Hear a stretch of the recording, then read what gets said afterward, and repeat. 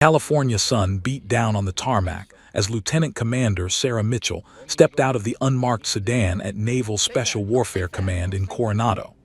The salty Pacific breeze hit her face, carrying with it the distant sound of surf and the sharp cadence of drill instructors barking orders.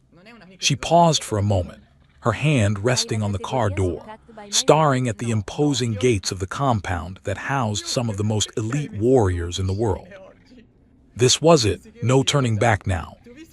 Sarah reached into her duffel bag and pulled out a small plastic bag containing her rank insignia, the gold oak leaves that identified her as a lieutenant commander. She'd earned those leaves through blood, sweat, and 3 combat deployments in the Middle East. Every time she looked at them, she remembered the helicopter missions, the lives saved, the friends lost. But today, they had to disappear. With practiced efficiency, she removed every trace of rank from her fatigues. The Velcro strips came off easily, leaving behind faded rectangles where they'd been attached. She stuffed the insignia deep into her bag, buried beneath civilian clothes and toiletries. For the next several weeks, she wouldn't be Lieutenant Commander Mitchell. She'd just be Mitchell, nameless, rankless, and seemingly powerless. "You ready for this, Sarah?" she whispered to herself, checking her reflection in the car window. A 32-year-old woman with sharp green eyes and dark hair pulled back in a regulation bun stared back at her. She looked younger than her years, something that had always worked against her in the military. People saw her face and assumed inexperience. Perfect for this mission. She grabbed her duffel and headed toward the security checkpoint. The Marine guard at the gate barely looked at her ID card before waving her through. No salute, no recognition of rank, because there was no rank to recognize, just another body entering the compound. The base was exactly as she'd imagined. All business, all testosterone, all swagger. SEALs in various states of training moved with that distinctive confidence that came from knowing you were part of an exclusive brotherhood. Some jogged past in perfect formation, their cadence echoing off the buildings. Others worked out in an open-air gym, their muscles gleaming with sweat as they attacked pull-up bars and rope climbs with savage intensity. Sarah made her way toward the administrative building, following the directions Admiral Richard Bosworth had given her during their classified briefing 2 weeks ago. The Admiral's words still rang in her ears. "You'll be observed, tested, doubted, and probably harassed. Your job is to evaluate whether these men can work with female operators. But more importantly, Commander, you're evaluating whether they deserve to." The weight of that mission settled on her shoulders like her old flight helmet, heavy, but familiar. "Yo, check it out," a voice called from her left. Sarah didn't break stride, but her peripheral vision caught the group of SEALs outside the gym. 5 of them, all built like comic book heroes, all staring at her with expressions ranging from curiosity to contempt. "Is that the girl?" another voice asked, not bothering to lower his volume. "Has to be. Admiral said she was coming today." A third voice, deeper and dripping with sarcasm. "Great. Another diversity experiment. How long you think she lasts?" Sarah's jaw tightened, but her face remained neutral. She'd expected this. Hell, she'd experienced worse during her flight training days when female pilots were still a rarity. But expecting it and experiencing it were 2 different things. The casual dismissal, the assumption of failure before she'd even done anything, it ignited a familiar fire in her belly. "Good," she thought, "let them underestimate me." She reached the administrative building and pushed through the doors into the air-conditioned interior. A young petty officer sat behind a desk, typing on a computer. He looked up, did a double-take, and quickly composed himself. "Can I help you?" "Mitchell, I'm here for check-in," Sarah said simply. The petty officer scrolled through his computer screen. "Right, Mitchell, temporary assignment, special evaluation." He printed out a badge and handed it to her. "Barracks assignment is Building 7, Room 14. You'll be briefed tomorrow at 600. "Understood." As Sarah turned to leave, the petty officer called after her, "Hey, Fair warning, the guys can be intense. Don't take it personally. Sarah gave him a slight smile. I never do. The walk to the barracks took her past the infamous grinder, the asphalt courtyard where SEAL candidates were broken down and rebuilt. The brass bell mounted on a post caught her eye. How many people had rung that bell, signaling their surrender, their decision that the pain wasn't worth it? Not me, Sarah thought, no matter what. Well, well, well. The voice came from directly ahead. Sarah looked up to find a wall of muscle blocking her path. The man had to be 6'3", with arms like tree trunks and a face that looked like it had been chiseled from granite. His tan uniform identified him as a chief petty officer, and his name tape read, Hendricks. Chief Jake Hendricks. Sarah had read his file. 15 years in the teams, multiple deployments, expert in close-quarters combat and advanced weapons training. By all accounts, he was a superb operator. He was also, according to several reports, aggressively opposed to women in combat roles. You must be our special guest, Hendricks said, crossing his arms. 4 other SEALs flanked him, creating an intimidating semicircle. Let me guess, you think you can be a SEAL? Sarah met his gaze steadily. I think I'm here to do a job, Chief. A job, he repeated mockingly. Honey, do you have any idea what we do here? This isn't some corporate office where you can file complaints to HR when things get tough. This is warfare. Life and death. My brothers need to trust that everyone on their team can pull their weight. I understand that completely, Sarah said calmly. One of the other SEALs snorted. She understands. Did you hear that, Chief? She understands. Hendricks stepped closer, using his height advantage to loom over her. Here's what you don't understand. Every time the Navy brings in someone like you, it wastes our time. We have to babysit, adjust our training, watch what we say. And for what? So some politician can claim progress. So the Navy can check a diversity box. Sarah's hands clenched at her sides, but her voice remained level. With all due respect, Chief, you don't know anything about me or why I'm here. I know enough, Hendricks shot back. I know you'll last maybe a week before you're crying and ringing that bell. They always do. The other SEALs laughed, and Sarah felt the familiar sensation of being judged, dismissed, and underestimated all at once. Part of her, the part that had commanded helicopter crews and made life-or-death decisions under fire, wanted to explode. Wanted to tell this arrogant chief exactly who she was and what she'd accomplished. But that wasn't the mission. Instead, she adjusted her duffel bag and stepped around Hendricks. Guess we'll see, Chief.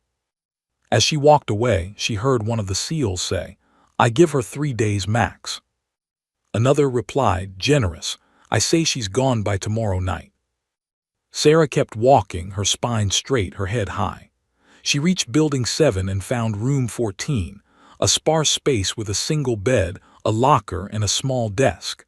She dropped her duffel on the bed and sat down, letting out a long breath. Through the window, she could see the obstacle course where SEALs were training. They moved like predators, fast, efficient, deadly. These were warriors who'd earned their tridents through unimaginable hardship. Sarah respected that, even if they didn't respect her. Her phone buzzed. A text from Admiral Bosworth, first day, how's it going? Sarah typed back, as expected, sir. They think I'm here to become a SEAL. Good, keep your cover. Observe everything. Yes, sir.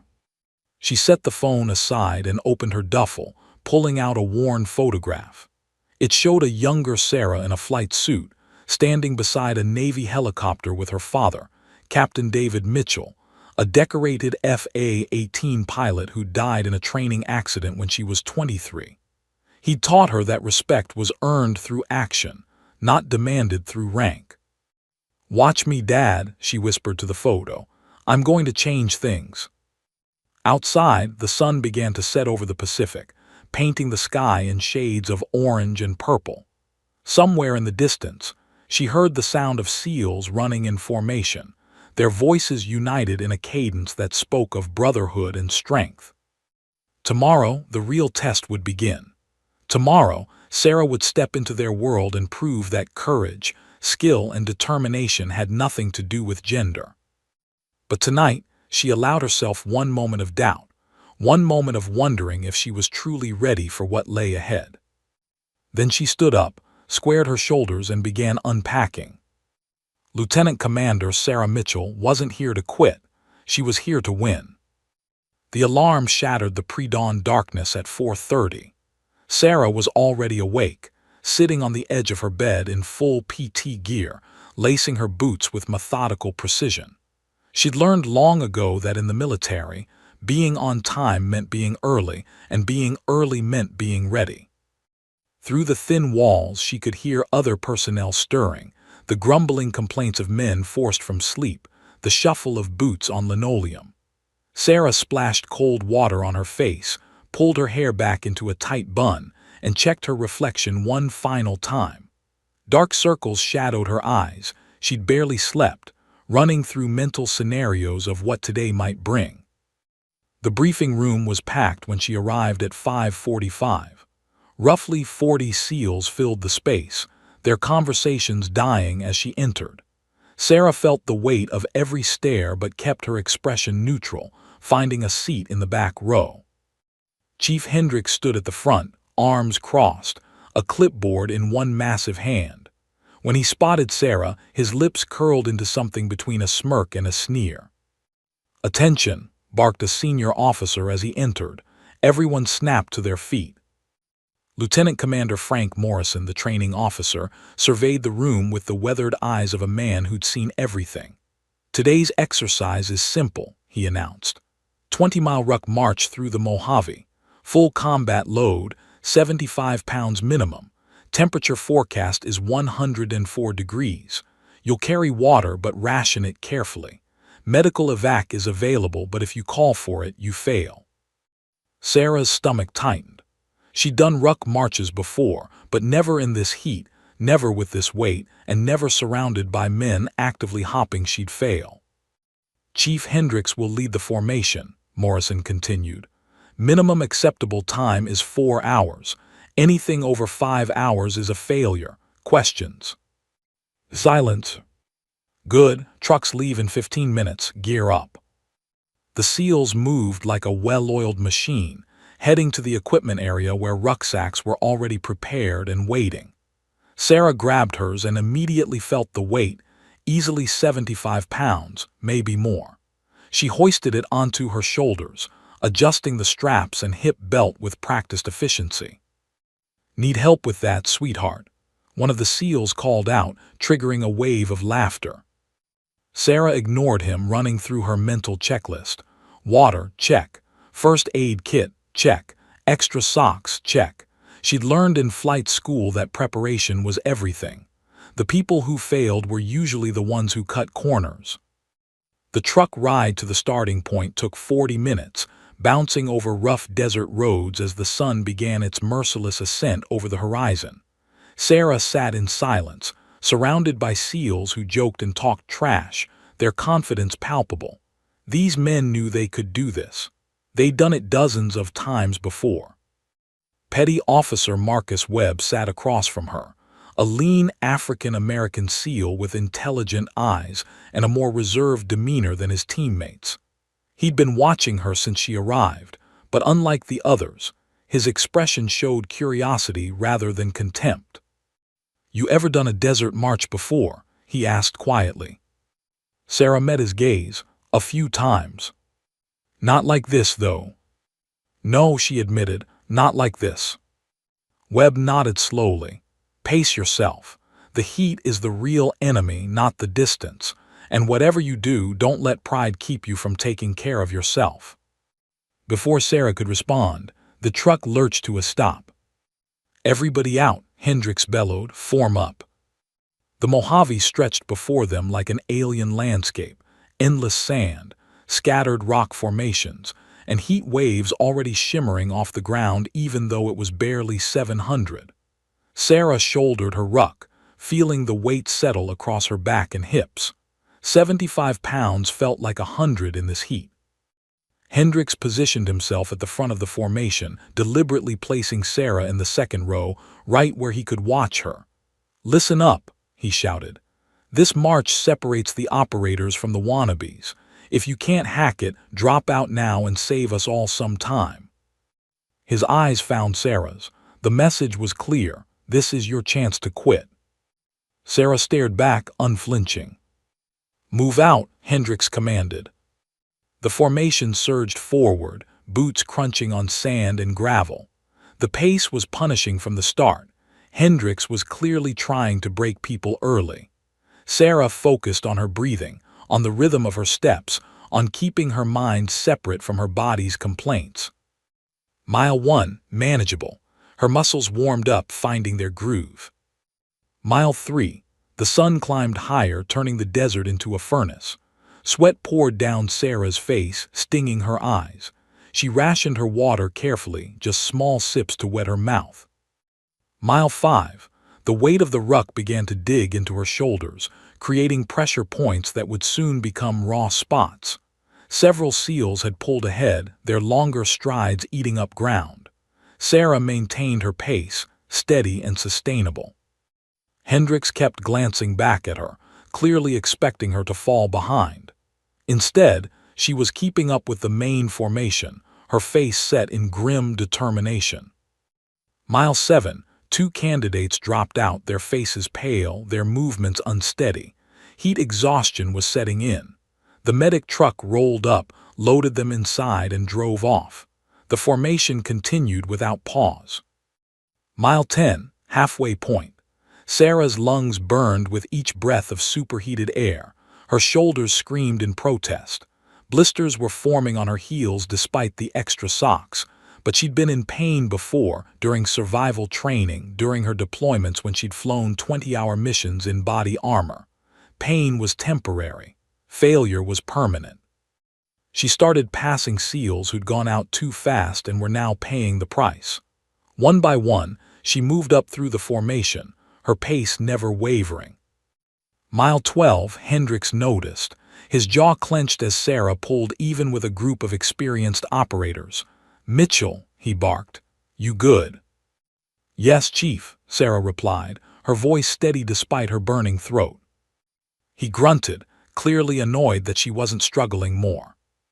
Mile 15. Only 8 people remained ahead of Sarah now. The leaders were all experienced SEALs, men who'd done this march countless times. And then there was her, the woman they'd expected to quit on day 1. Her body was in full rebellion mode. Every muscle ached. The rucksack felt like it had doubled in weight. But Sarah had learned to compartmentalize pain, to put it in a box and deal with it later. Right now, the only thing that mattered was the next step, and then the next one after that. Mile 18. She passed 2 more SEALs, their faces masks of exhaustion and disbelief as this recruit they'd mocked surged past them. Mile 19. 3 people ahead of her now. Hendricks was one of them, his powerful frame churning forward with mechanical efficiency. But even he was suffering. She could see it in the set of his shoulders, the slight hitch in his stride. The final mile stretched before them like an eternity. Sarah's vision tunneled, her entire world reduced to the boots of the man in front of her and the burning need to keep moving. Her heart hammered in her chest. Her lungs felt like they were filled with fire. But she kept going. The finish line appeared in the distance, a simple marker and a water station. The SEAL in second place crossed at 3:47. The leader hit it at 3:45. Sarah crossed at 3:51, third overall. She dropped her ruck and stumbled toward the water station, her legs nearly buckling. As she gulped down cool water, she heard Hendricks cross behind her at 3:54. The silence was deafening. Hendricks stormed toward her, his face crimson with heat and something else, humiliation. "You got lighter gear," he accused loudly. "There's no damn way." Sarah turned slowly, water dripping from her chin. "Check it yourself, Chief," she said calmly, gesturing to her discarded ruck. Every eye was on them now. Hendricks grabbed her rucksack and started pulling out items, weighing them in his hands. Standard issue canteens, regulation MREs, proper weight distribution. He checked the ruck itself, 78 pounds.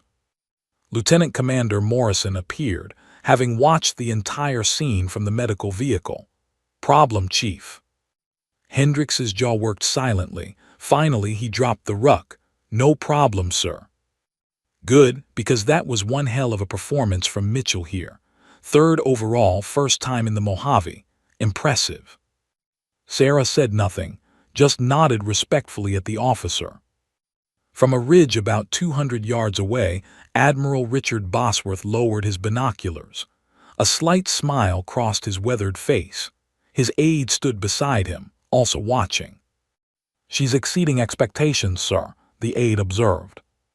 She always does, Bosworth replied. That's why I chose her.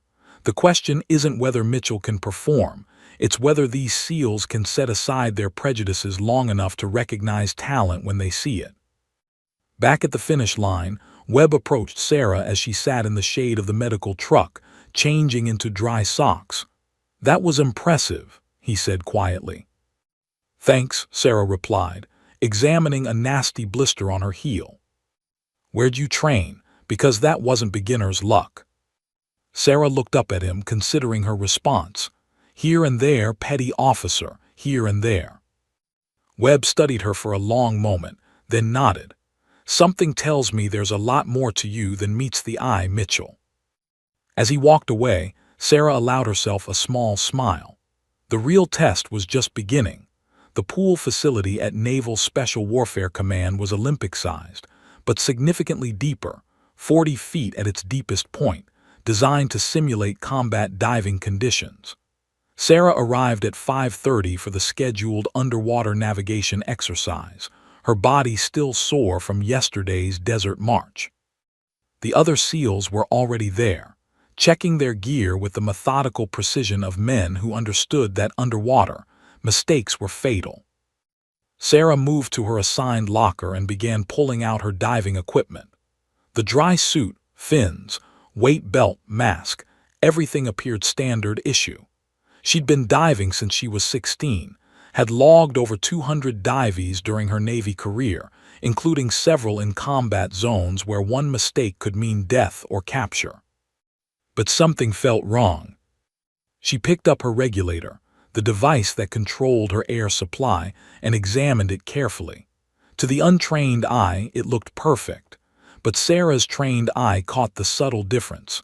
The pressure valve was slightly loose, almost imperceptible unless you knew exactly what to look for. Her jaw clenched. This wasn't an accident. Someone had deliberately sabotaged her equipment. A loose pressure valve would cause air to leak slowly at first, then more rapidly as depth increased. In shallow water, it might just mean a shortened dive. At 40 feet, it could mean panic, rapid ascent, and potentially life-threatening injuries. Sarah glanced around the pool deck. Hendricks was across the facility, loudly instructing a group of candidates. Several other SEALs were nearby, but none were watching her. Whoever had tampered with her gear had been careful, subtle. She should report it. This was beyond hazing, this was dangerous. But reporting it would accomplish nothing except proving she was a liability, someone who needed protection. It would validate every doubt these men had about women in combat roles. Instead, Sarah quietly retrieved a tool kit from her bag and tightened the valve, testing it multiple times until she was satisfied. The repair took less than 3 minutes. She finished assembling her gear and joined the formation as if nothing had happened. Lieutenant Commander Morrison stood on the pool deck with a clipboard. Today's exercise tests your underwater navigation and emergency procedures. You'll dive in pairs to 40 feet, navigate a course using only compass and timing, then perform a simulated emergency ascent with your partner. Any questions? A young SEAL raised his hand. Sir, what about Mitchell? She diving solo. Negative, Mitchell, you're paired with Petty Officer Davis. A stocky SEAL with a shaved head and a suspicious expression stepped forward. Petty Officer Jake Davis, not to be confused with Chief Hendricks, but cut from the same cloth. Sarah had seen his type before. The guy who followed the alpha, who needed to prove his toughness by targeting anyone perceived as weak. "Great," Davis muttered under his breath, but loud enough for Sarah to hear. "Babysitting duty." Sarah ignored the comment and checked her gear one final time. The regulator was secure now, but she'd remain vigilant. Underwater was no place for surprises. "Divers enter the water," Morrison commanded. Sarah pulled on her mask and fins, then slipped into the pool. The water was surprisingly cold, kept at 65 degrees to simulate ocean conditions. She descended slowly, equalizing pressure in her ears, watching her gauges carefully. At 40 feet, the pool floor spread out beneath her like an alien landscape. White lines marked the navigation course, and various obstacles created a maze-like environment. Davis appeared beside her, giving the OK signal with obvious reluctance. They began navigating the course together, following compass headings and timing their kicks. Sarah moved with the fluid grace that came from hundreds of hours underwater, her breathing controlled and efficient. Davis, despite his attitude, was clearly a competent diver. That's when Sarah saw him. About 30 feet away, another diver was in trouble. His movements were jerky, panicked, the universal sign of an underwater emergency. Air bubbles streamed from his regulator in an uncontrolled flow. Equipment malfunction, Sarah realized instantly. His regulator had failed. The diver's partner was nowhere in sight, probably ahead on the course and unaware of the problem. Sarah made a split-second decision. She kicked hard toward the struggling diver, her training taking over completely. Davis noticed her sudden departure and followed, confused. The panicking SEAL saw Sarah approaching and reached for her desperately, a dangerous moment because drowning people could pull down their rescuers. But Sarah knew the protocols. She grabbed his BCD buoyancy control device, firmly, establishing control, then offered her alternate regulator, the backup air source every diver carried. His eyes were wide with fear behind his mask, his breath coming in ragged gasps.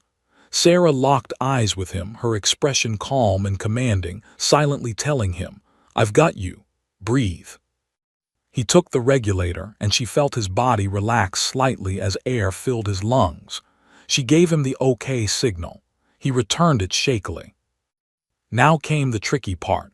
Controlled ascent from 40 feet with a distressed diver. Ascending too quickly could cause decompression sickness, the bends, or arterial gas embolism. But staying down wasn't an option with his equipment failing. Sarah inflated her BCD slightly, maintaining neutral buoyancy, and began a slow ascent, keeping one hand on the distressed diver's vest, the other monitoring her depth gauge.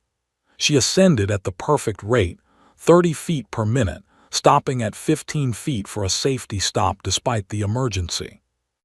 Davis stayed close, ready to assist but clearly impressed by Sarah's textbook execution. They broke the surface together. Sarah immediately signaled for the safety team while keeping the distressed diver's head above water. "I got you," she said calmly. "You're okay, just breathe." The safety team arrived within seconds, helping the shaken SEAL to the pool edge. Medical personnel were already waiting, checking his vitals and oxygen levels. On the deck, dripping wet, the rescued SEAL pulled off his mask. Sarah recognized him, Petty Officer Second Class Miguel Ramirez, one of the younger team members who'd been relatively neutral toward her. "You," Ramirez gasped, still catching his breath. "You saved my life. That regulator just failed completely, if you hadn't been there." He didn't finish the sentence, didn't need to.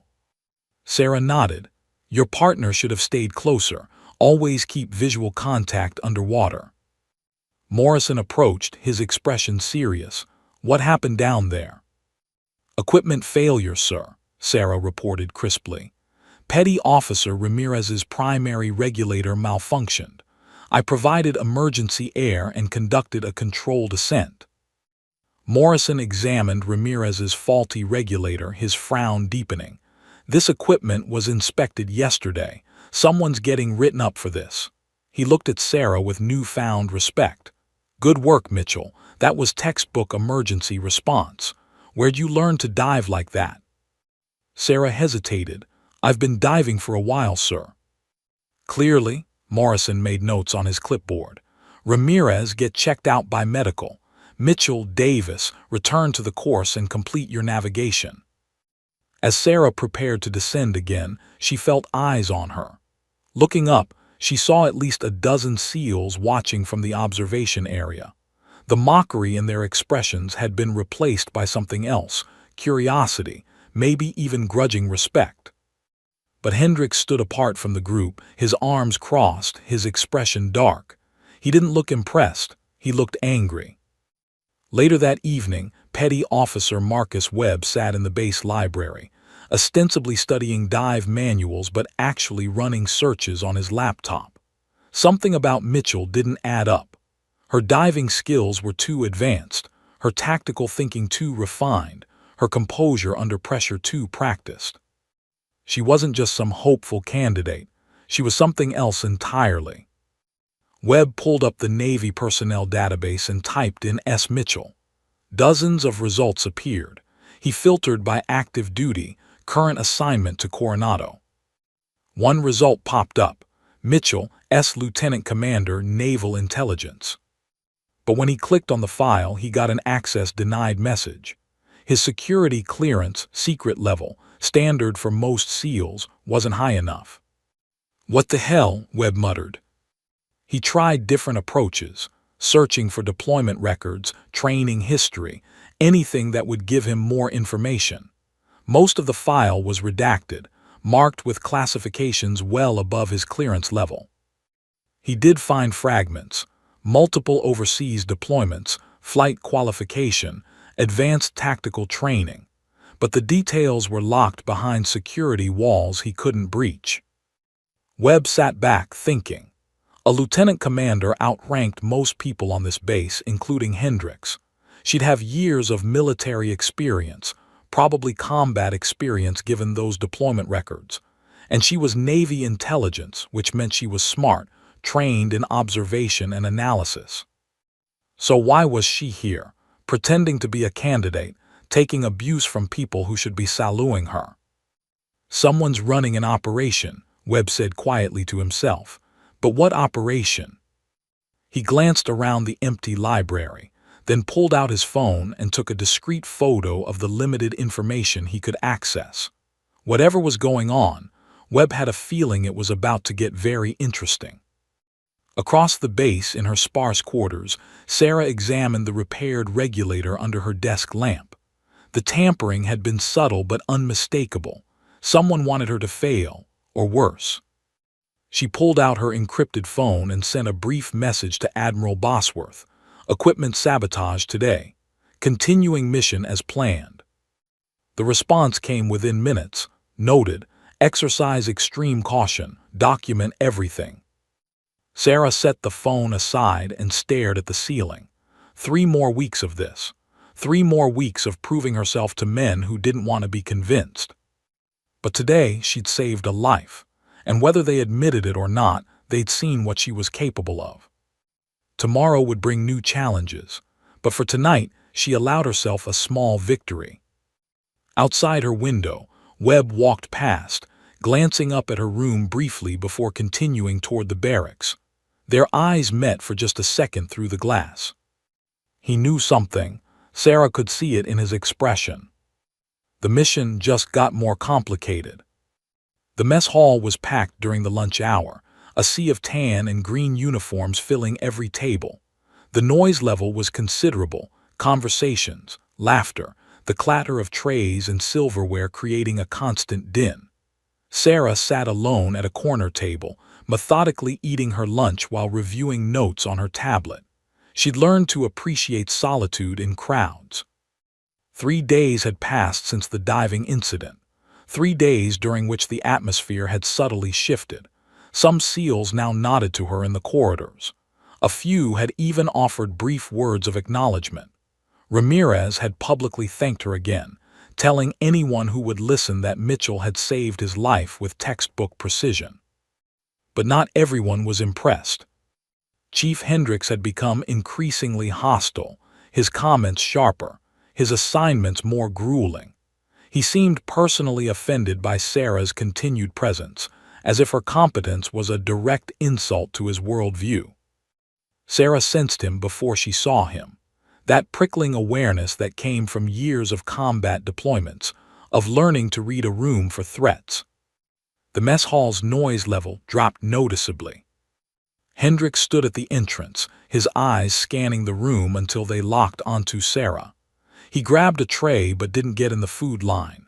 Instead, he walked directly toward her table, his boots heavy on the linoleum floor. Conversations died in his wake, heads turned, everyone sensed what was coming. Hendricks stopped in front of Sarah's table and slammed his empty tray down with a sound like a gunshot. The remaining conversations in the mess hall ceased completely. 200 SEALs, support staff, and officers turned to watch. "I've had enough," Hendricks announced, his voice carrying across the silent room. "We need to address the elephant in the room." Sarah slowly set down her fork, her face carefully neutral. "Chief." "Don't chief me," Hendricks snapped. "I'm tired of this charade. I'm tired of pretending this is normal. I'm tired of wasting this team's time and resources on another diversity experiment that's going to fail." Sarah felt her heart rate increase, but her voice remained calm. "I don't understand what you're referring to." "The hell you don't." Hendricks's face flushed red. "You come here with your mystery background, your convenient skills, acting like you belong in our world. But you don't belong here. You will never belong here." The room was so quiet Sarah could hear her own breathing. "These men," Hendricks gestured around the mess hall, "they earned their place through blood, sweat, and sacrifice. They didn't get here because some admiral thought it would look good for the Navy's public image. They got here because they're the best of the best." Sarah's hands clenched beneath the table, her knuckles white. Every fiber of her being screamed to stand up, to tell this arrogant chief exactly who she was and what she'd accomplished. 3 combat deployments, 43 combat missions, 2 air medals, a Bronze Star for valor. But she remained seated, silent. "You know what I think?" Hendricks leaned forward, his hands on the table. "I think you're wasting everyone's time. I think you know you can't hack it, but you're too stubborn to admit it. So here's what I'm proposing. Save us all the trouble. Walk over to that bell right now and ring out. End this experiment with whatever dignity you have left." The mess hall erupted in murmurs. Some SEALs looked uncomfortable. Others nodded in agreement. A few, including Webb, looked angry at Hendricks's display. Sarah's mind raced. She could end this right now. One sentence: "I'm Lieutenant Commander Sarah Mitchell and I outrank you, Chief." The satisfaction would be immense. The look on Hendricks's face would be priceless. But then what? The mission would fail. These men would dismiss everything she'd accomplished, claiming she'd deceived them. The evaluation would be worthless. Nothing would change. Her father's voice echoed in her memory. "Respect earned through deception isn't real respect, Sarah. Make them see the truth through your actions, not your words." Sarah stood slowly, her 5'6" frame dwarfed by Hendricks's bulk. The room held its collective breath. "Chief Hendricks," she said quietly, but her voice carried in the silence, "I understand your concerns. I understand that my presence here challenges your beliefs about who belongs in special operations." Hendricks's eyes narrowed. "Damn right it does. But I'm not here because of some admiral's political agenda. I'm here because I have a job to do, and I'm not leaving until that job is finished." "A job?" Hendricks laughed harshly. "What job? Proving that women can pretend to be operators. That's not a job, that's a joke." Sarah's jaw clenched so hard it hurt. Her hands trembled not from fear, but from the sheer effort of maintaining control.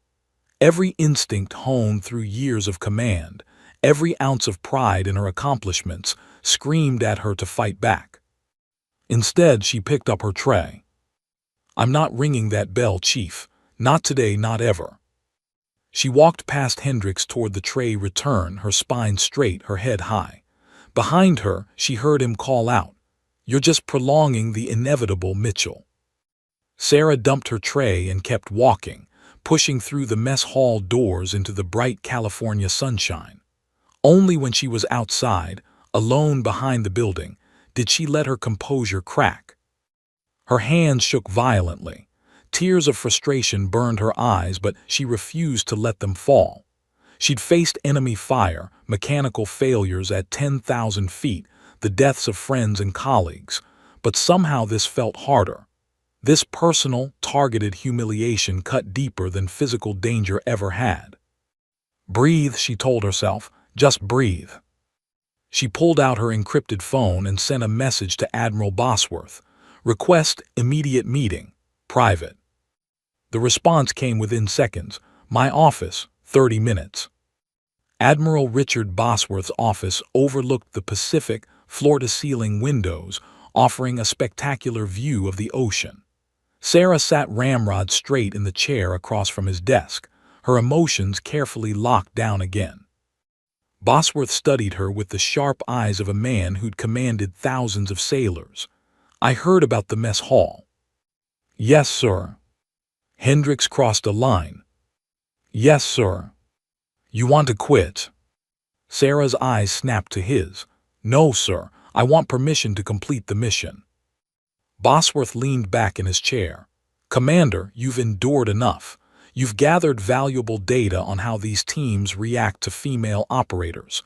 Your evaluation has been thorough. We can end this now." "With all due respect, sir," Sarah's voice cracked slightly and she paused to steady it. "If we end it now, they win.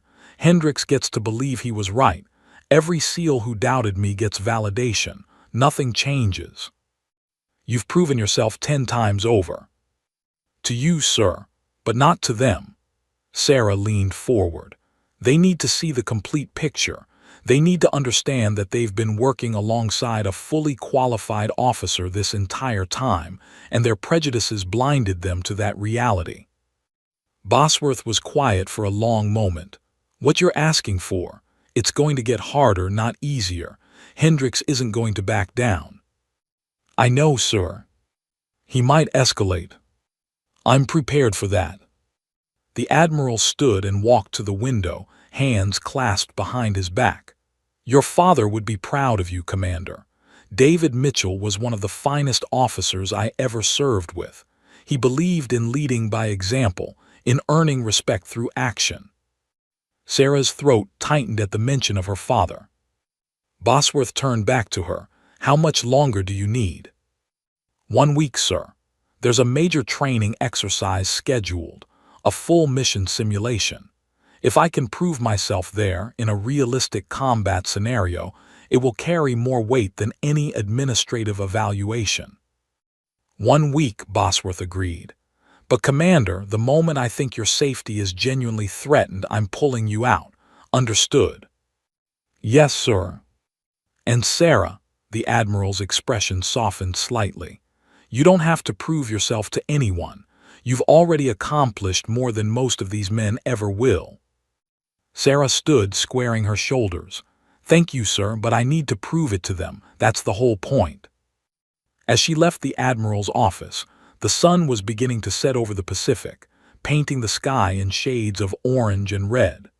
Sarah paused on the steps, looking out at the ocean where Navy ships moved silently across the horizon.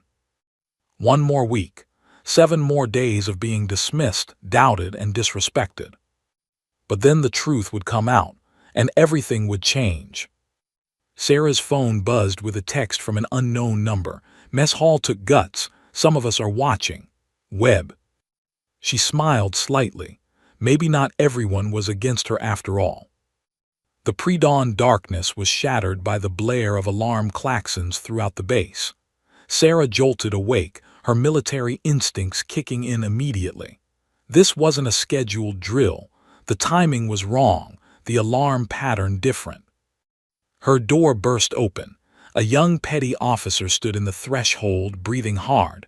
All personnel to the briefing center, full combat gear. Move, move, move.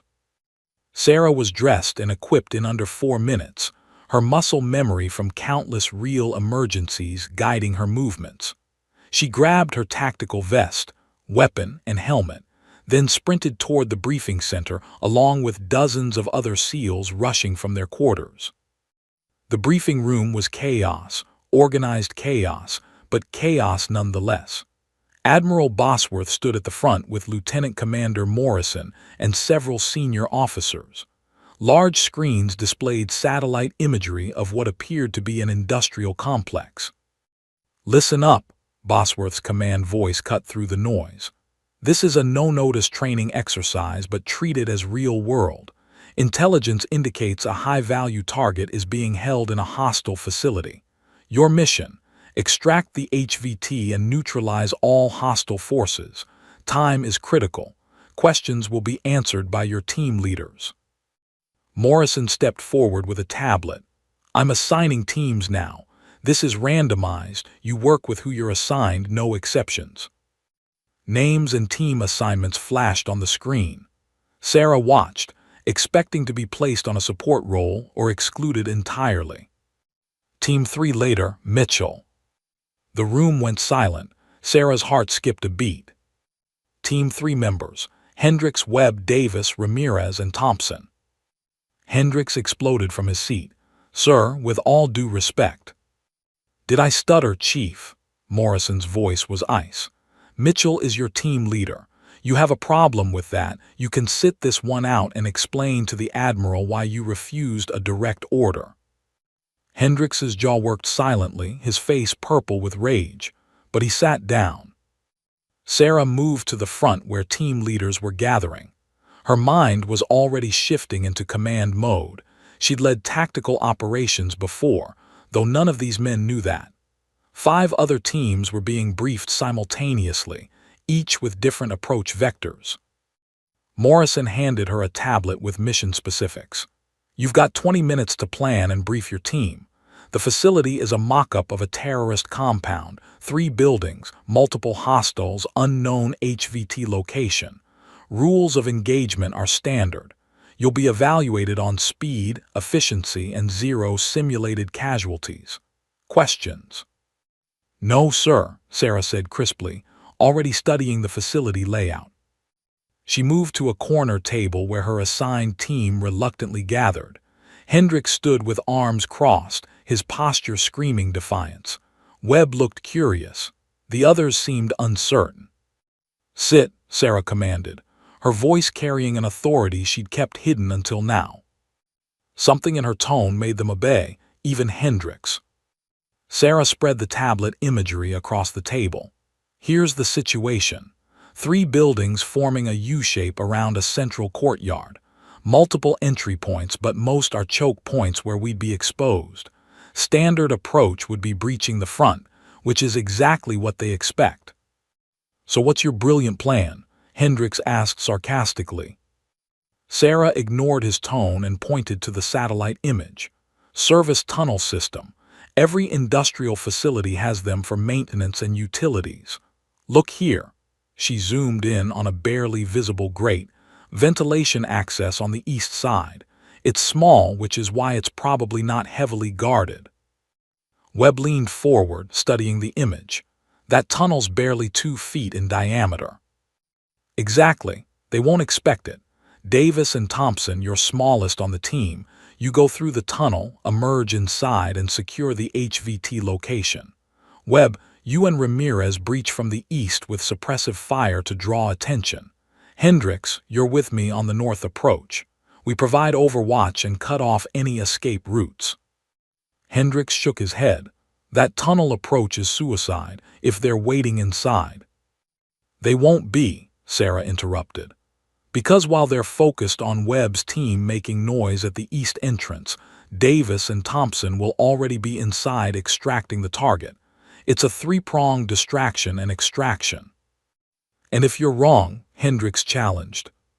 Sarah's eyes locked onto his. Then it's on me, but I'm not wrong. Trust the plan, Chief. Davis spoke up, surprising everyone. It could work, unconventional but solid tactical thinking. 15 minutes to execution. Morrison's voice boomed over the loudspeaker. Gear up, Sarah ordered. Check your ammunition. It's simulated rounds, but they still hurt. Comms check in 5 minutes. Any questions about your assignments? Silence. Even Hendricks had nothing to say. The mock-up facility loomed in the pre-dawn light, a sprawling complex of concrete buildings and chain-link fencing. Hostiles, base personnel playing enemy combatants, patrolled with realistic weapons loaded with paint rounds and laser tag sensors. Sarah's team moved into position, their movements silent and professional. Whatever personal feelings existed, these were trained operators who understood mission discipline. Team 3 in position, Sarah reported over the radio. All teams ready, Morrison responded from the command center. You have a go. Execute, execute, execute. Webb, Ramirez, execute east breach in 30 seconds, Sarah commanded, her voice calm and clear over the comms. Copy, Webb responded. Sarah and Hendricks positioned themselves on the north ridge, weapons ready. She could feel his resentment radiating like heat, but his movements were professional, his positioning perfect. Davis Thompson, you're clear for tunnel approach, go now. Through her scope, Sarah watched the 2 SEALs disappear into the ventilation grate. Seconds ticked by like hours. We're in, Davis whispered over the radio, moving toward target location. Webb, initiate breach, now. Explosions, simulated but realistic, erupted at the east entrance. Webb and Ramirez stormed through, their weapons firing controlled bursts. Exactly as planned, hostile forces rushed toward the commotion. Hostiles moving away from central building, Sarah reported. Davis, you should have clear path to HVT. Confirmed, we have visual on target, 3 hostiles in the room. Sarah's mind calculated angles, timing risks. Stand by. Webb, increase suppressive fire in 3, 2, 1, execute. The noise level intensified. Every enemy in the compound was now focused on the east breach. Davis, extract now. Moving. Through her scope, Sarah saw Davis and Thompson emerge from the central building with the hostage, a mannequin in civilian clothes. But 5 hostiles appeared from an unexpected direction, cutting off their escape route. Contact left, Davis shouted. Sarah's training took over. Hendricks targets at 2 o'clock, 300 meters. Engage. Hendricks hesitated for a split second, taking orders from her clearly graded against every instinct. But then his professional training kicked in. He sighted, fired, and 3 hostiles were marked with paint rounds. Confirmed hits, the range safety officer announced over the radio. 2 more mine, Sarah said, squeezing her trigger twice. 2 more hostiles down. Path clear, extraction route open, Sarah commanded. All teams rally point Alpha move. The entire operation from breach to extraction took 7 minutes and 43 seconds. 0 simulated casualties. Mission success. The after-action debrief room buzzed with energy. Admiral Bosworth stood at the front, reviewing the mission footage on multiple screens. Team 3, he announced, completed the objective in 7 minutes, 43 seconds. Fastest time of all 6 teams. 0 casualties. Innovative approach utilizing an unconventional entry point that was not identified in the pre-mission briefing. He looked directly at Sarah. Mitchell, explain your tactical reasoning. Sarah stood. Sir, conventional breach points are conventional because they're obvious. In a real-world scenario, enemies fortify the obvious approaches. I looked for the approach they'd least expect, one that seemed too small, too difficult, too unconventional to be viable. Combined with a coordinated distraction, it gave us the element of surprise. Morrison nodded slowly. Textbook asymmetric tactical thinking. Where'd you learn that? Sarah's eyes flicked to Admiral Bosworth, who gave her the slightest nod. Experience, sir. Several SEALs were nodding now, murmuring approval. Even some who'd been hostile before couldn't argue with results. Hendricks sat in the back row, his arms still crossed, but his expression had changed. The anger was still there, but something else had joined it. Respect, grudging and unwilling, but undeniable. Webb caught Sarah's eye and gave her a subtle thumbs up. As the debrief concluded and teams dispersed, Hendricks approached Sarah. The room had mostly emptied, just a few stragglers remaining. That was, he struggled with the words, competent work. Sarah raised an eyebrow. High praise, Chief. Don't let it go to your head.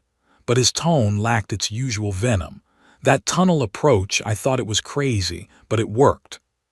Sometimes crazy is what's needed.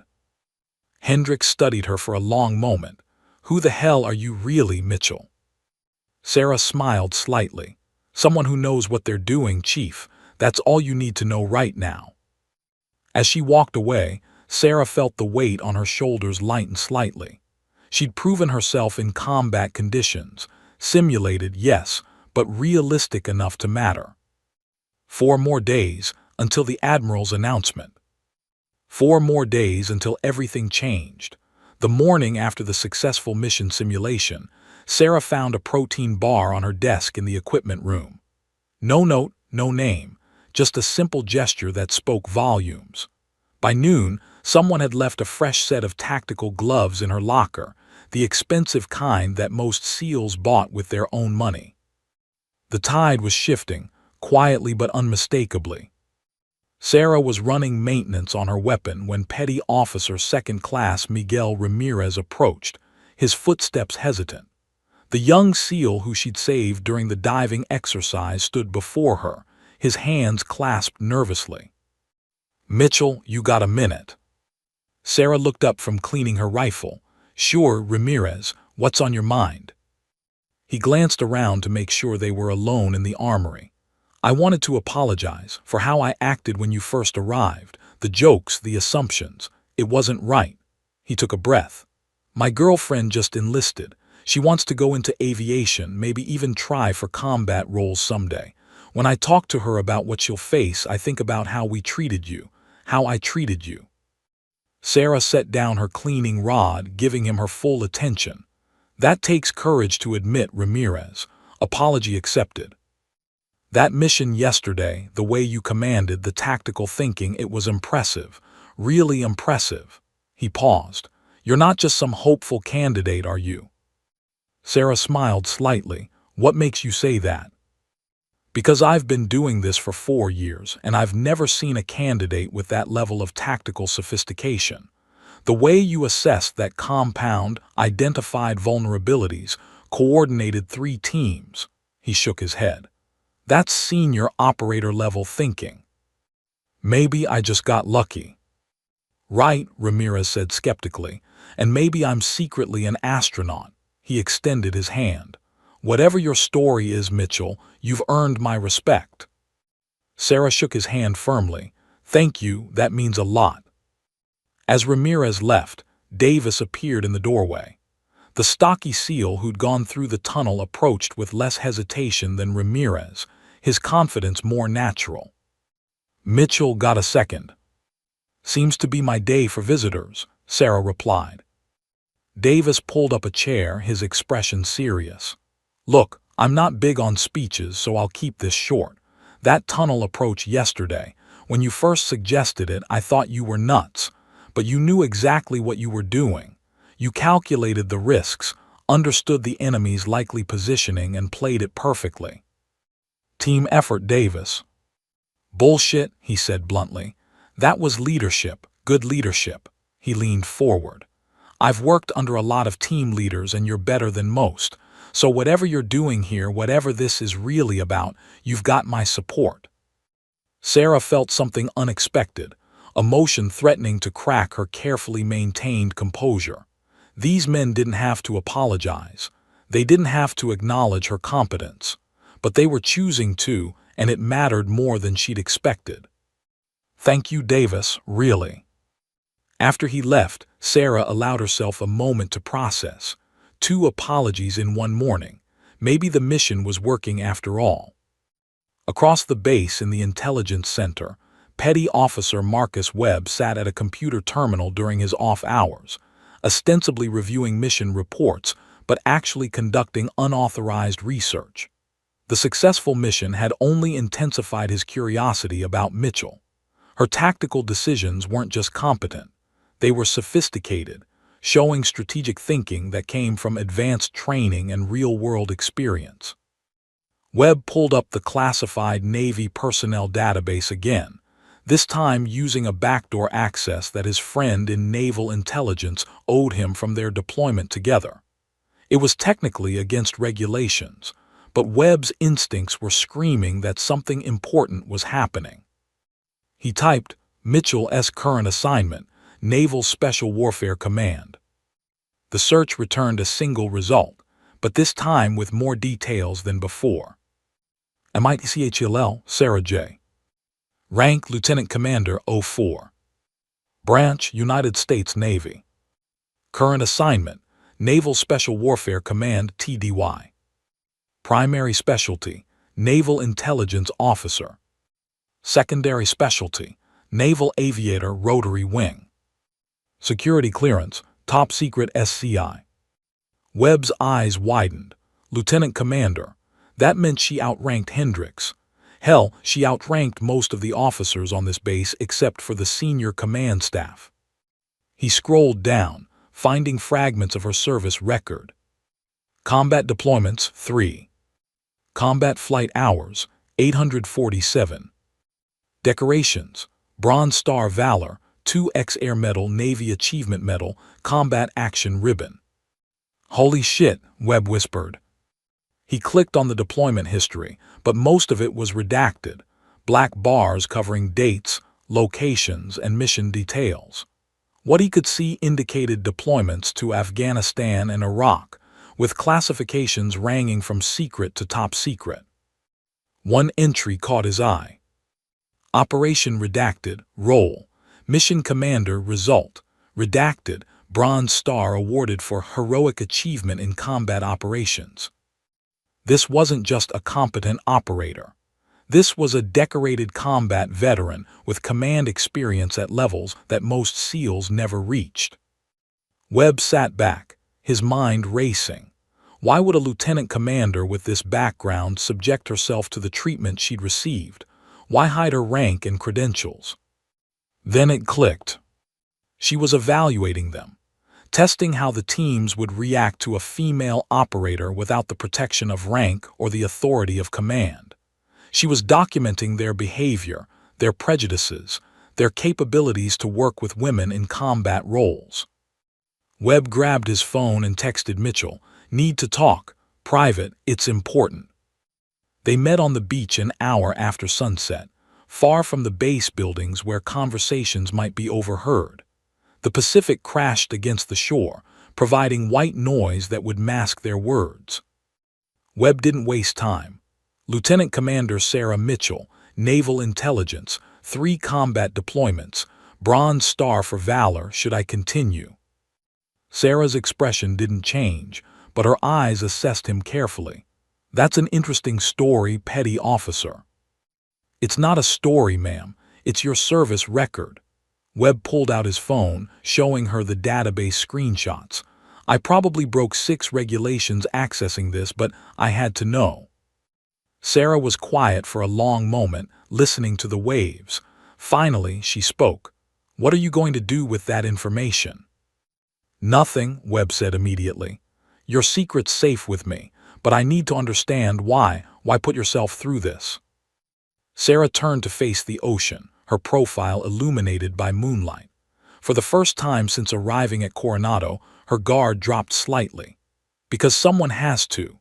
The Navy is changing, Webb. Women are going to be in combat roles whether people like Hendricks accept it or not.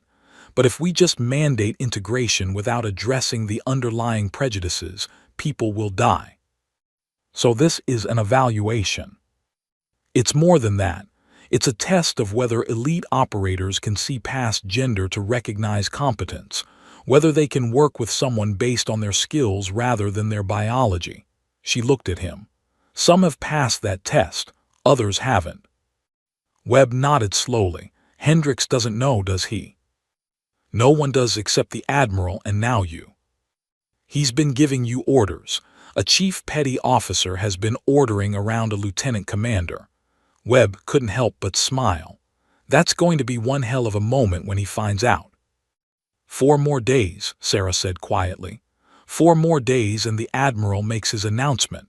Everyone will know. And then what? And then my report will influence the future of special operations integration. Women will start entering SEAL training officially. The military will change. Webb was quiet for a moment. For what it's worth, ma'am, you've earned the respect of anyone worth respecting.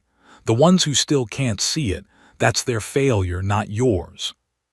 Sarah felt unexpected emotion tighten her throat. Thank you, Webb, that means more than you know. They stood in comfortable silence, watching the waves. One question, Webb said. What did you do to earn that bronze star? Sarah smiled slightly. That's classified. Of course it is, Webb grinned, but I'm guessing it was something pretty badass. Let's just say it involved a helicopter, hostile territory, and a rescue mission that wasn't supposed to be possible. Webb laughed. Yeah, definitely badass. As they walked back toward the base, Sarah felt a weight lift from her shoulders. Having one person know the truth, one ally who understood the mission, it made the isolation more bearable. But back in the barracks, Hendricks sat in his room, staring at the mission footage from yesterday's exercise. He watched Mitchell command the team, her decisions precise and confident. He watched himself following her orders and the efficiency that resulted. His phone showed a text thread with several other chiefs, all complaining about the Mitchell situation. But Hendricks didn't respond. Something had shifted in him during that mission.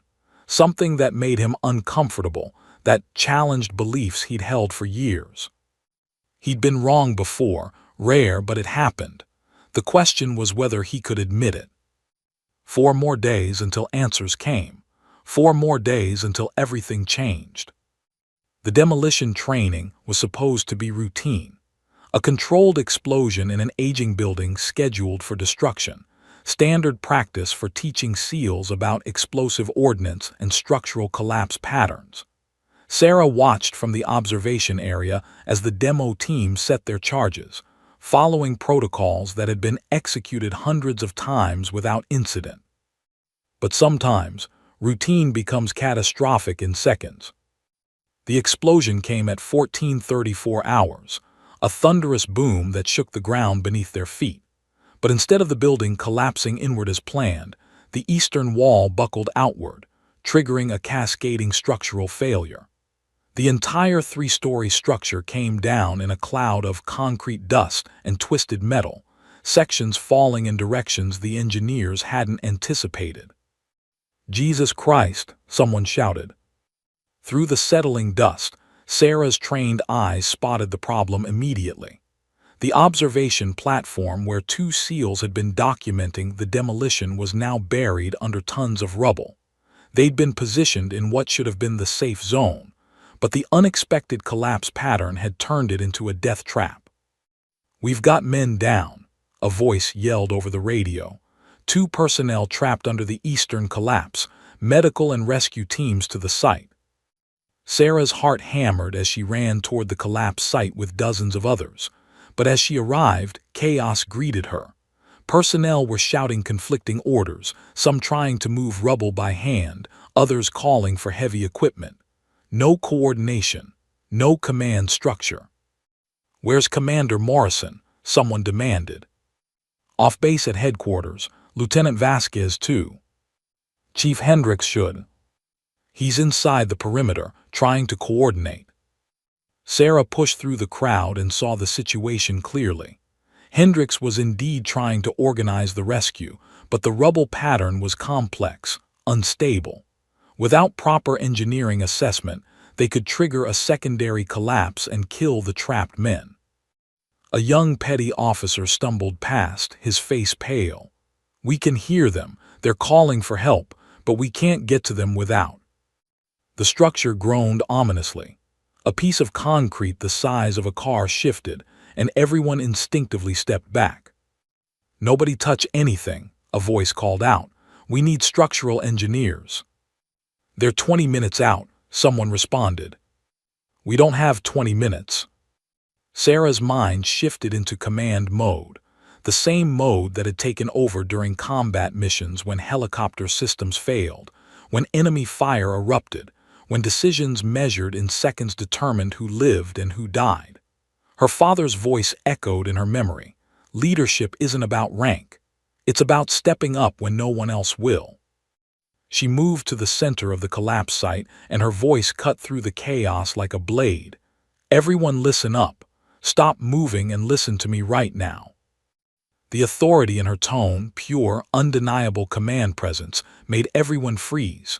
Heads turned toward her. "This structure is unstable," Sarah announced, her voice carrying across the site. "Uncoordinated rescue attempts will cause secondary collapse and kill the trapped personnel and rescuers. We need systematic approach now."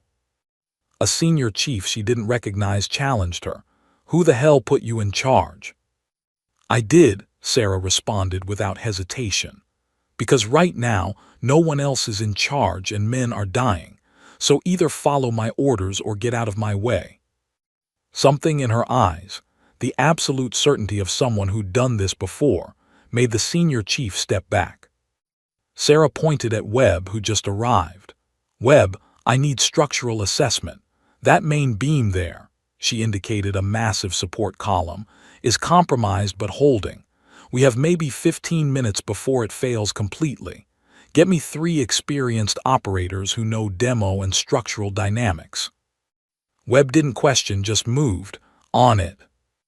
"You," Sarah pointed at Davis, "get heavy equipment positioned here and here, but engines off until I give the word. The vibration could trigger collapse." Davis nodded and ran. Hendricks emerged from the perimeter, dust-covered and frustrated. He saw Sarah directing personnel and his face flushed with anger. "Mitchell, what the hell do you think you're?" "Chief," Sarah's voice cracked like a whip, "2 men are trapped under approximately 4 tons of concrete. The primary support beam has a stress fracture that will fail catastrophically in less than 15 minutes. I need your expertise, not your ego. Are you going to help or not?" Hendricks stared at her, shocked by the transformation. This wasn't the quiet candidate who'd endured his abuse.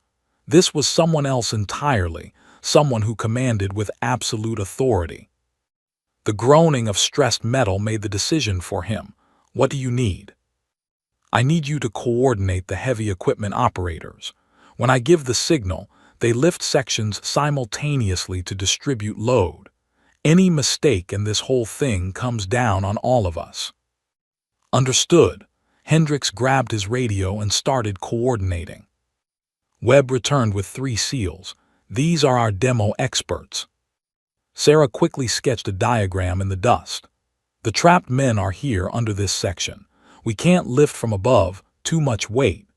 But if we create a support structure here and here, then use precision charges to fracture this concrete section, we can create an extraction channel without triggering full collapse." One of the demo experts, a grizzled chief named Patterson, studied her diagram. "That's actually brilliant. Where'd you learn structural engineering?" "Later, Chief. Can you set those charges in 5 minutes?" "Yeah, but the precision required. If we're off by even a few ounces of explosive." "I know," Sarah said, "but it's the only option. That beam won't hold much longer." She turned to address everyone. "Here's how this works. Demo team sets precision charges. Heavy equipment positions support beams. Medical team stands ready at the extraction point. When the charges blow, we have approximately 90 seconds to extract both men before secondary collapse. Everyone needs to execute perfectly. One mistake, we all die. Questions?" A young SEAL raised his hand. How do you know this will work?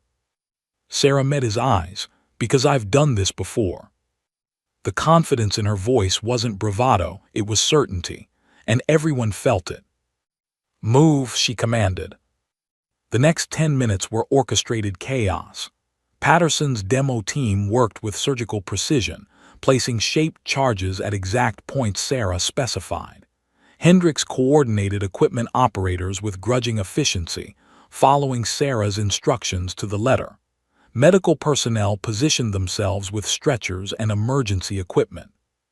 Sarah stayed at the center, monitoring every element, adjusting the plan as conditions changed.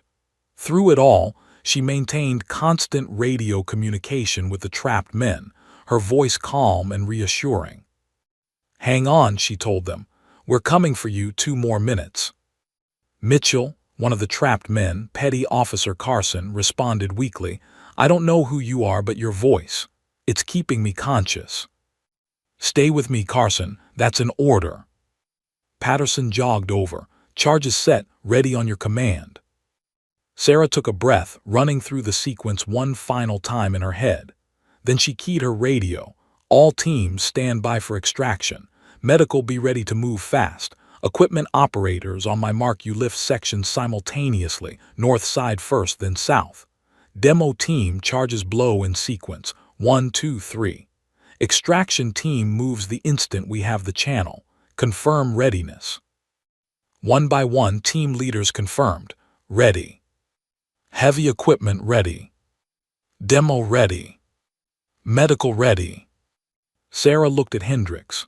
Their eyes met, and for the first time she saw something other than hostility. She saw respect and maybe a glimmer of understanding. "Chief, you ready?" "Ready," Hendricks said quietly. Sarah keyed the radio. "Execute in 3, 2, 1, mark." The shaped charges detonated with precision, fracturing concrete exactly as planned. Heavy equipment roared to life, lifting sections simultaneously. The extraction channel appeared, narrow, unstable, but open. "Go, go, go," Sarah commanded. The extraction team dove into the channel. 12 seconds later, they emerged with the first trapped seal. 20 seconds after that, the second man was pulled free. "Clear everyone back," Sarah ordered. The entire rescue team scrambled away as the structure gave its final groan. The compromised beam failed, and the remaining sections collapsed inward with a thunderous crash, sealing the extraction channel they'd used just moments before. Silence fell across the site, broken only by the sound of medical personnel working on the rescued men.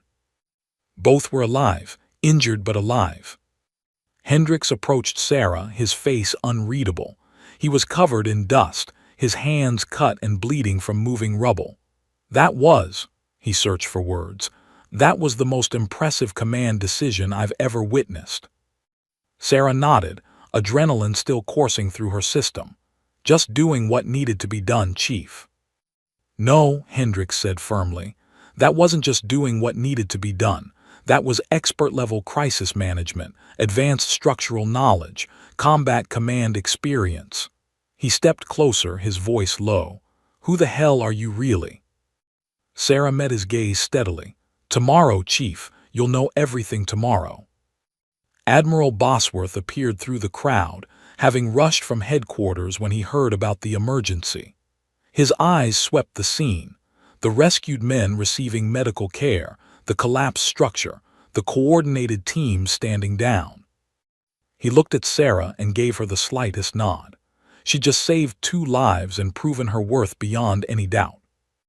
The mission was complete. The assembly hall was packed to capacity at 800 the following morning. Every SEAL team, support personnel, and officer stationed at Naval Special Warfare Command had been summoned for a mandatory briefing. The unusual timing and lack of explanation had sparked rumors throughout the base. Sarah sat in the back row in her standard unmarked fatigues, watching the crowd file in. Webb caught her eye and gave her an encouraging nod. Ramirez and Davis sat nearby, looking curious. Hendricks entered last, his expression troubled, clearly still processing yesterday's events. Admiral Richard Bosworth strode to the podium with Lieutenant Commander Morrison at his side. The room snapped to attention.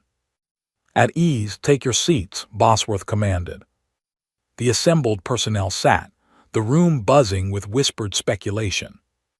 "Gentlemen," the Admiral began, his voice carrying easily across the hall, "over the past 3 weeks, this command has been participating in a classified evaluation, an assessment of our capabilities, our professionalism, and our readiness to evolve with the changing face of warfare."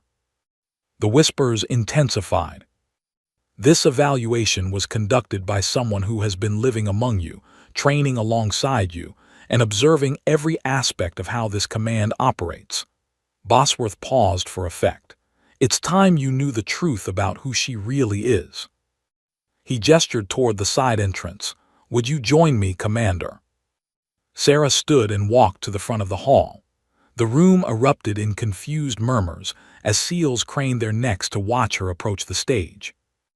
But when she reached the podium, Morrison stepped forward holding a uniform jacket. Not the unmarked fatigue she'd worn for weeks. This was a full-dress blue uniform, complete with ribbons and insignia. Sarah removed her plain jacket and donned the dress uniform as the room watched in stunned silence. The transformation was immediate and striking. Gold oak leaves gleamed on her collar, the insignia of a lieutenant commander.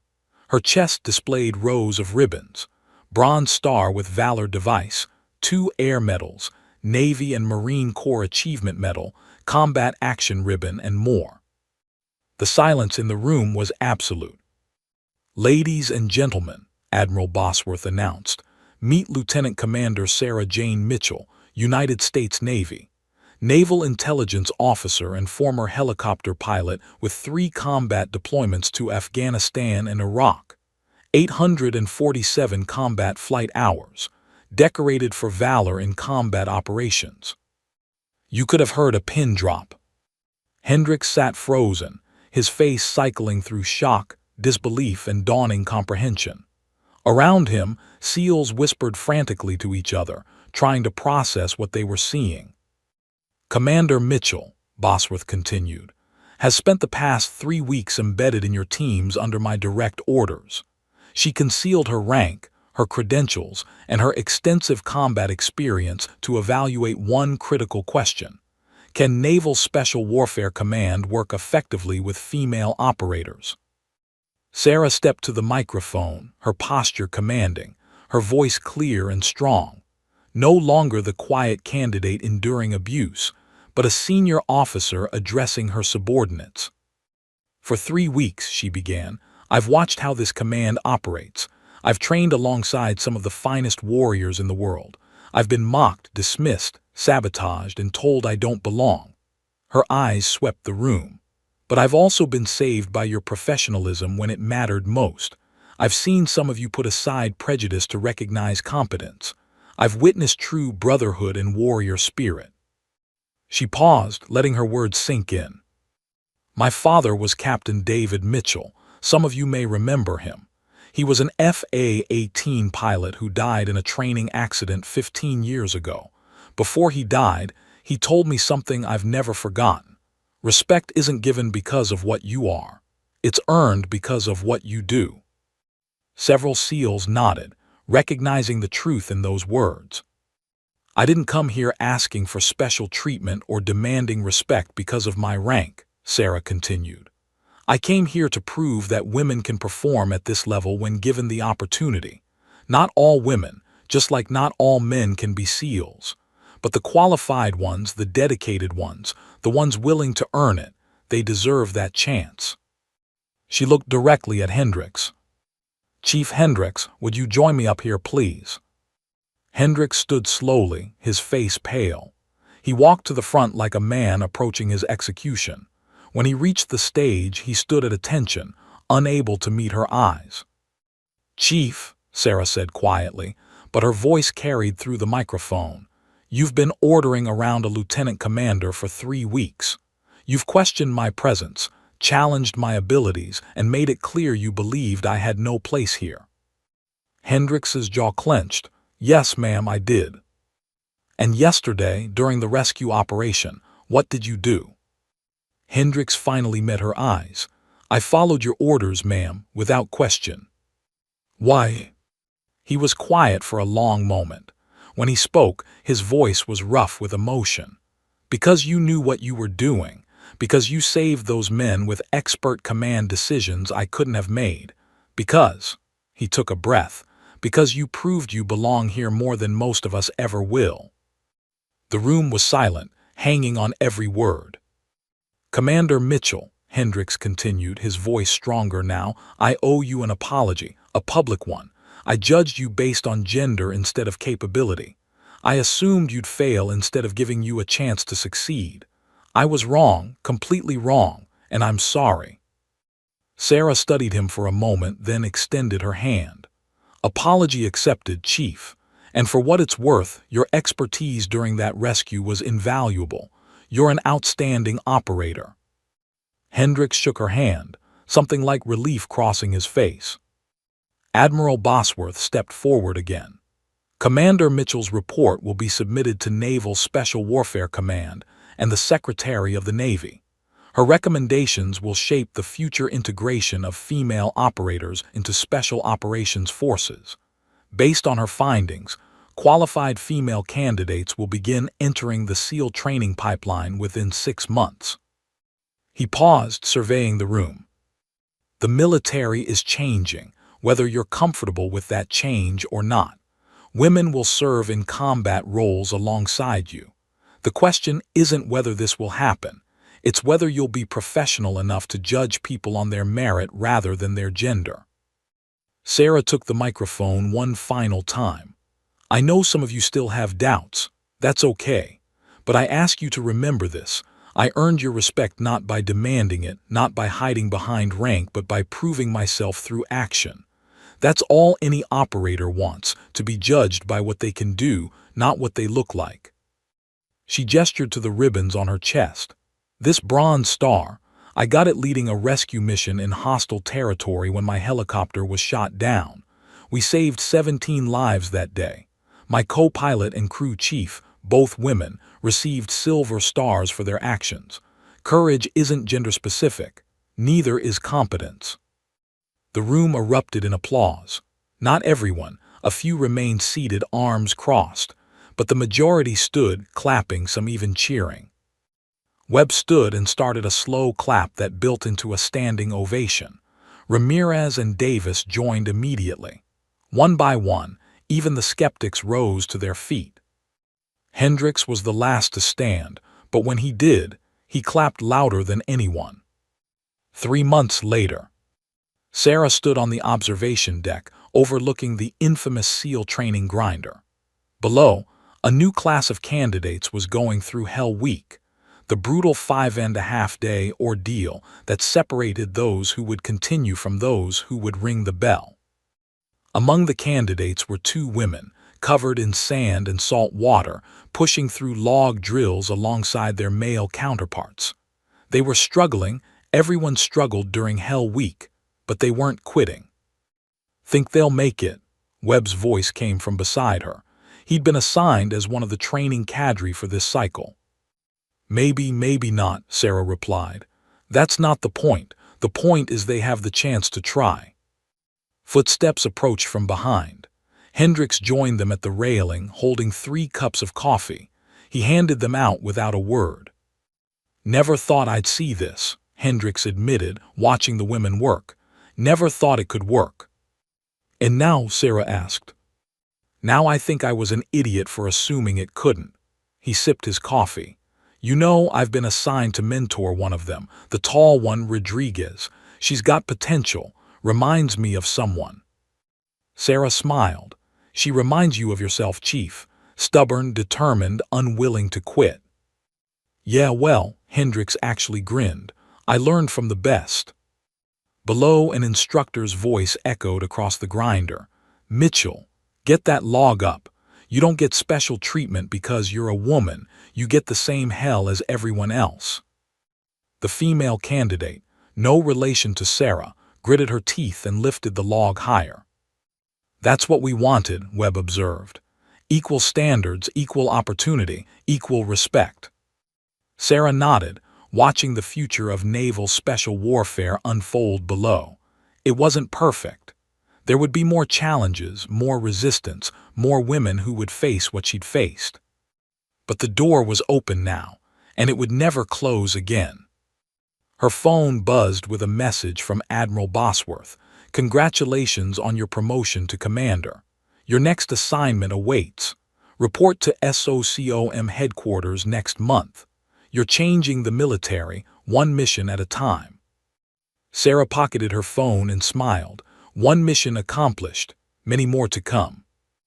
On the grinder Vabbè below, classe, neither il 18 female giugno candidate dell'anno had rung the bell. 2000X dirà la They were parola still classe mentre fighting, annuncerà lo sviluppo just di like classe Sarah 2, had taught them. rigorosamente rivaleggiando Sinner con il suo tennis 3. Penso, Ira e Cristino pensa che tu inizierai a fare... Cos'è un videogioco classe 2? Quindi farà classe e classe 2. E per riuscire a fare classe 2 vuol dire che ce la farai, Ira. Inizia a progettarlo.